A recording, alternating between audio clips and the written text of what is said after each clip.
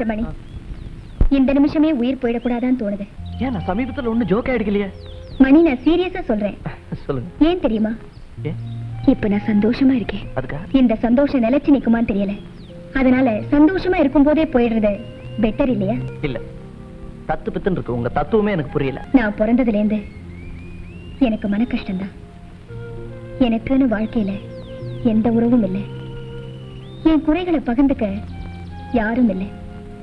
என் வாழ்க்கையில மிஞ்சினதெல்லாம் சூன்யம் தான். அதை மறக்கணுங்கிறதுக்காக ஒவ்வொரு நிமிஷத்தையும் சுவையுள்ளதாக்கிக்க நான் முயற்சி பண்றேன். அதுக்கு உதவியா இருக்கிற யாரோடையும் நான் பழகிடுறேன். உங்க ஃப்ரெண்ட்ஷிப் கிடைச்சதுல இருந்து ஒவ்வொரு நிமிஷத்தையும் நான் ரசிக்கிறேன். உங்களை நினைச்சா எனக்கு பொறாமையா இருக்கு. நல்ல மனைவி, நல்ல குழந்தை. ஆமா, உங்க மனைவி என்னை பத்தி ஏதாவது பேசுவாங்களா? அது அவ என்ன நினைக்கப்படுறா? ரொம்ப சந்தோஷப்படுறா. இதுக்கு முன்னாடி சினிமாவே பார்க்க மாட்டா, இப்ப காமெடி சினிமா பைத்தியமா பாக்குறா. நீங்க என்னோட பழகிறத பத்தி அவங்க என்ன நினைக்கிறாங்க? அவ என்ன நினைக்கப்படுறா? சந்தோஷம்னா நீங்க இந்த கேஸ் எனக்கு கொடுத்ததுல ரொம்ப சந்தோஷப்படுறா. இந்த கேஸ் ஜெயிக்கணும்னு பிரார்த்தனை பண்ணிட்டே இருக்கா. டெய்லி அர்ச்சனை தான்.